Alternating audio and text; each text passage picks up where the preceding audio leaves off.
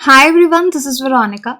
आज के topic discussion का है हमारा वर्ल्ड की पहली अंडरग्राउंड मैग्मा ऑब्जर्वेटरी बनने जा रही है। ये मैग्मा ऑब्जर्वेटरी क्या होती है, इसका क्या काम होगा, ये हम डिटेल में डिस्कस करेंगे। और कहाँ बनने जा रही है, आपकी कोई भी क्वेरी हो आप मुझसे कनेक्ट कर सकते हैं सोशल मीडिया पे, because I feel together we can make a huge difference. चाहे फेसबुक, इंस्टाग्राम या टेलीग्राम पे। पीडीएफ आपको सिर्फ और सिर्फ हमारे टेलीग्राम चैनल पे ही मिलेगा। अब देखिए, एक टीम है इंटरनेशनल एक्सपर्ट्स की जो कि प्रिपेयर्ड हैं ड्रिल वर्क करने के लिए, क्योंकि आप अर्थ का जिस तरह से स्ट्रक्चर समझते हैं तो आपको मैग्मा को रीच आउट करना है, मैग्मा ऑब्जर्वेटरी बनानी है, तो अर्थ के सरफेस के नीचे आपको खोद के जाना पड़ेगा, ड्रिल करके जाना पड़ेगा।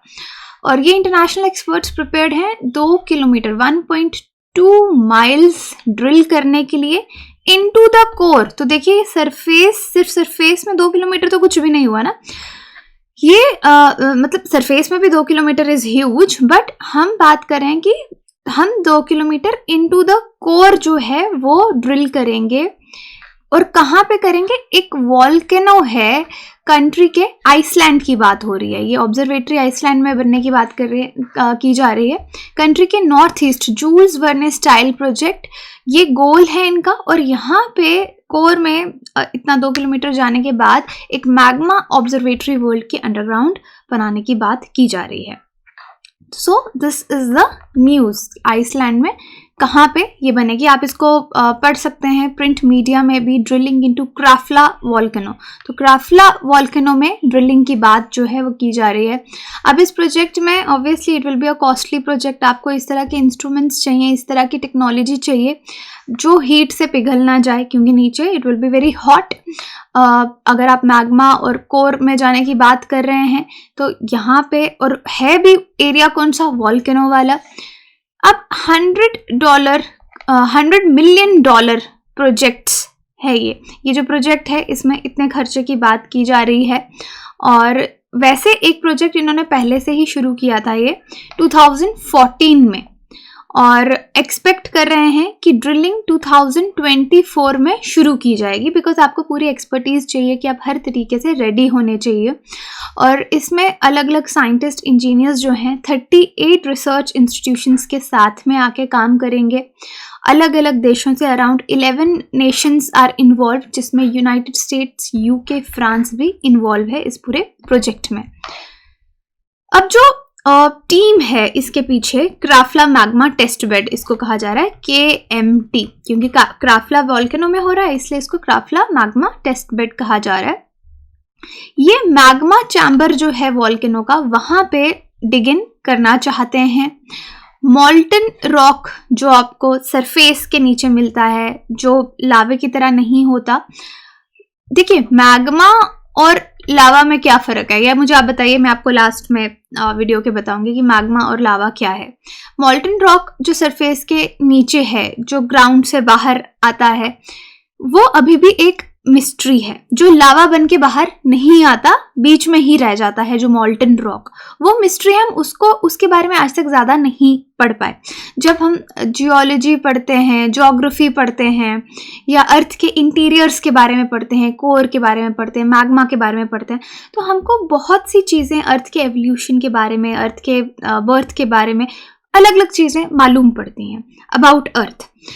सो this is very necessary to read this molten rock, जो सरफेस के नीचे रह जाता है, बाहर इरप्ट होके नहीं आता, वो अभी भी मिस्ट्री बना है।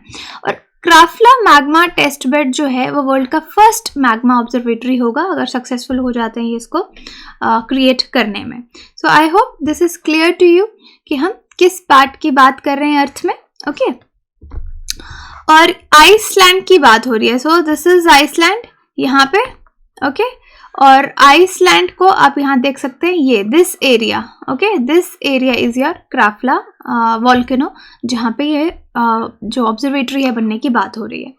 अगर ऑब्जर्वेटरी बनाई जा रही है तो इसका पर्पस क्या है, कोई ना कोई ऑब्जेक्टिव होगा डेफिनेटली। इससे जो फंडामेंटल साइंस है सुपर हॉट रॉक्स की, जियोथर्मल पावर की हम बात करते हैं, क्योंकि हमारे पास बहुत सारे इस तरह के एनर्जी सोर्सेज हैं जो अनटैप्ड हैं। जहाँ पे बहुत एनर्जी है, लेकिन उस एनर्जी को यूज़ कैसे करना है हमको नहीं पता। आज तक हमारे पास टेक्नोलॉजी नहीं है या हम उस एनर्जी को भी ठीक से समझ नहीं पाए।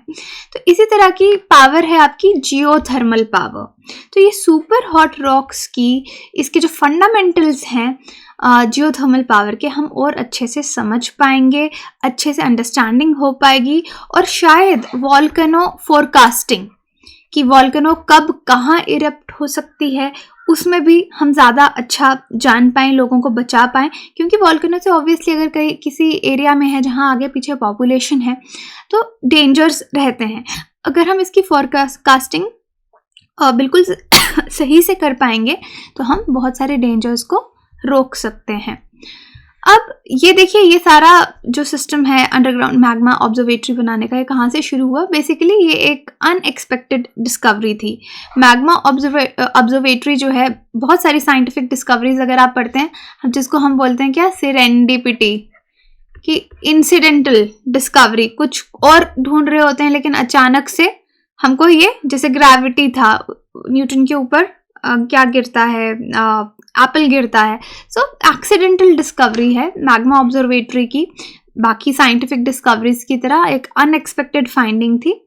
बेसिकली एक ड्रिलिंग ये कर रहे थे, बोर ड्रिल कर रहे थे, और 900 डिग्री सेल्सियस ओके इस पॉकेट में जो एक्सपर्ट्स हैं वो काम कर रहे थे मैग्मा की डेप्थ पे। 2009 की ये बात है, जब इंजीनियर्स, ये आपके क्राफ्ला वॉल्केनो की बात है, जब जियोथर्मल पावर प्लांट में उस टाइम उनको ये मॉल्टन रॉक्स जो हैं वो दिखे इतनी डेप्थ पे। तो इस वजह से ये थोड़े हैरान हो गए कि ये किस तरीके से हैं, इनको हम किस तरीके से पढ़ सकते हैं। तो वहाँ से ये सारा प्रोसेस जो है वो शुरू हुआ। सपोज कोई एरिया है जहाँ पे आप ड्रिलिंग कर रहे हैं, लेकिन वहाँ पे आपने एक्सपेक्ट नहीं किया है कि आपको मैग्मा मिलेगा। ओके, आप एक्सपेक्ट नहीं, आप सोच रहे हैं मैग्मा तो और भी डीप होगा अभी अर्थ में, लेकिन आपको एक पॉकेट में 900 डिग्री सेल्सियस मैग्मा मिलता है 2.1 किलोमीटर की डेप्थ पे ही। ये 2009 में हुआ। सो दिस इज हाउ ये डिस्कवरी जो है शुरू हुई। और जो बोर होल था वहाँ पे फ्लेम्स, एकदम आग लग गई, लावा सर्ज होने लग गया, 9 मीटर ऊपर तक आ रहा था ड्रिलिंग मटेरियल के। लेकिन ये मैग्मा बाहर आने के बाद भी वहाँ पे वॉल्केनो जो है वो इरप्ट नहीं हुई, वहाँ पे कोई भी इरप्शन वॉल्केनो की नहीं थी, और ना ही कोई इंजर्ड हुआ। आप समझ रहे हैं? क्योंकि यूजुअली अगर कहीं से कोई अर्थ से हॉट मटेरियल बाहर आएगा तो that is eruption of volcano. लेकिन जब यहाँ पे बोर ड्रिलिंग इस एरिया में ये कर रहे थे तो 2.1 किलोमीटर पे ही उनको एक मैग्मा पॉकेट मिला, जो कि थोड़े फ्लेम्स बाहर आए अप टू 9 मीटर्स, लेकिन कोई इरप्शन वहाँ पे नहीं हुई। सो ये इस चीज़ से साइंटिस्ट थोड़े जो एक्सपर्ट्स थे वो हैरान हो गए, वॉल्केनोलॉजिस्ट जो वॉल्केनोज को पढ़ते हैं, कि उन्होंने एक मैग्मा पॉकेट ढूंढा है बहुत क्लोज, बहुत करीब सरफेस के, जिसमें कैपेसिटी है 500 मिलियन क्यूबिक मीटर्स की। तो इसके बारे में, इस तरह के मैग्मा के बारे में वो और भी ज़्यादा पढ़ना चाहते हैं, जो बाहर इरप्ट होके नहीं आता। साइंटिस्ट मतलब, क्योंकि हम इतने पास सरफेस के, अर्थ के सरफेस के पास हम मैग्मा 2 किलोमीटर पे एक्सपेक्ट नहीं करते। हम एक्सपेक्ट करते हैं कि एटलीस्ट 4 से 5 किलोमीटर सरफेस के नीचे जाएंगे तो शायद कुछ इस तरह की घटना होगी। सो 2 kilometre was quite less and surprising. अब ये जो मैग्मा था इसमें कंपैरेबल क्वालिटीज थी। 1724 का एक इरप्शन था, एटलीस्ट 300 ईयर्स ओल्ड का। तो इस वजह से इनको इसमें इंटरेस्ट आया कि हमको एक मैग्मा ऑब्जर्वेटरी की ज़रूरत है।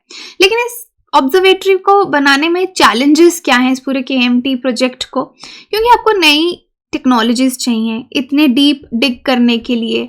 एनर्जी अगर आपको कैप्चर करनी है, किस तरीके से आप इस पूरे प्रोसेस को अकॉम्प्लिश करोगे, क्या टेक्नोलॉजी यूज़ होगी, अभी उस पर वर्क होगा, ये चैलेंजेस हैं। अब जो इन्वायरमेंट जहाँ पे आपको ड्रिलिंग करनी है वो इतना स्मूथ इन्वायरमेंट नहीं है, काफ़ी हार्श इन्वायरमेंट है, टेक्निकली डिफिकल्ट है, और सुपर हीटेड स्टीम जो वहाँ से करोजन की निकलेगी, आपको किस तरह के इंस्ट्रूमेंट्स यूज़ करने हैं।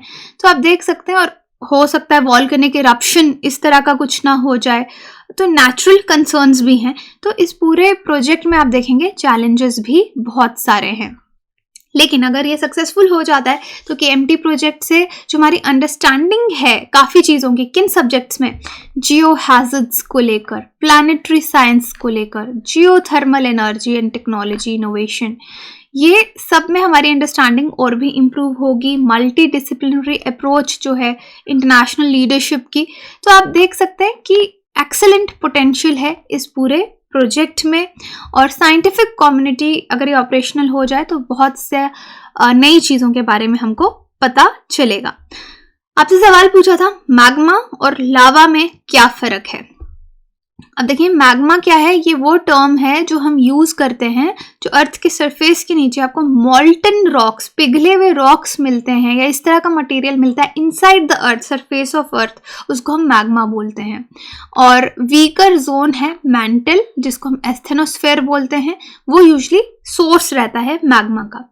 लेकिन जब कब वॉल्केनो इरप्ट होती है तो ये मैग्मा बाहर आ जाता है, और ये मैग्मा जब अर्थ के सरफेस के बाहर आ जाता है, किसी वेंट से निकल के इस तरह से बाहर आ जाता है मैग्मा, तो हम इसको लावा बोलते हैं। So they are not different, magma lava are one and same thing, but once it is outside the surface of earth it is known as lava. So lava is nothing but magma on the surface of earth. तो volcano क्या है, I am sorry if I am saying volcano, volcano क्या है, volcano जब crust, अर्थ के जो crust है, top layer is known as crust, crust जो है वो रप्चर होती है, वहाँ से कुछ कुछ मटेरियल बाहर निकलता है, हॉट लावा बाहर निकलता है, वॉल्केनिक ऐश गैसेस निकलती हैं, तो इस तरह से आपकी वॉल्केनो इरप्ट होती है। वॉल्केनिज्म अर्थ में इनिशियल, जब से हमारी अर्थ बनी है, एवोल्यूशन का भी पार्ट रहा है, 4 बिलियन ईयर्स अगो भी अगर आप देखेंगे इनिशियल स्टेजेस पे भी वॉल्केनो होती थी। तो इस तरीके से आप देख सकते हैं दिस इज मैग्मा अर्थ की, दिस इज द क्रस्ट या सरफेस अर्थ की क्रस्ट से इस तरह से बाहर निकलेगा। सो जब ये रिपीटेड प्रोसेस होती जाएगी तो आप ऐसे वॉल्केनो का पूरा पहाड़ भी देख सकते हैं। Again another diagram you can see कि ये क्रस्ट है, मैंटल है, क्रस्ट, मैंटल, कोर, 3 हम मेन अर्थ पे पढ़ते हैं कि कैसे डिवाइडेड है earth. So this is the eruption cloud lava flow आप देख सकते हैं। अब क्या कोई पर्टिकुलर लोकेशन है वॉल्केनोज की? देखिए आपको पता होना चाहिए कि 75% वर्ल्ड की जो एक्टिव वॉल्केनोज हैं उनकी पोजीशन अगर आप देखेंगे अराउंड रिंग ऑफ फायर है। ये रिंग ऑफ फायर कौन सा एरिया है? 25,000 mile long horse shoe shaped, आगे आपको मैप में दिखाती हूँ, हॉर्स शू शेप्ड जोन है जो कि सदर्न टिप साउथ अमेरिका से west coast North America, Bering Sea to Japan और न्यूजीलैंड तक पूरा एक्सटेंड होता है। 25,000 माइल इस एरिया में बहुत सारे आपको एक्टिव वॉल्केनोज मिलेंगे, right. This is the horse shoe shaped area जो साउथ अमेरिका से आप पूरा यहाँ से जापान, न्यूजीलैंड पूरा देख सकते हैं यहाँ तक। यहाँ पे आपको एक्टिव, इसको रिंग ऑफ फायर कहा जाता है। तो so remember ring of fire कहाँ पे है, उसका लोकेशन क्या है। So this is it about today's lecture. Question आपके लिए, which among the following volcano is not an active volcano? Mount Etna, mount Kilimanjaro, मौना किया, माउंट वेसुवियस। आप मुझे कमेंट सेक्शन में बता सकते हैं या टेलीग्राम पे बता सकते हैं। अगर आप कोर्सेज के बारे में, स्टडी IQ के कोर्सेज के बारे में जानकारी चाहते हैं तो आप वेबसाइट विजिट कर सकते हैं, एप्लीकेशन डाउनलोड कर सकते हैं। कोर्सेज EMI पे भी अवेलेबल है। Thank you so much.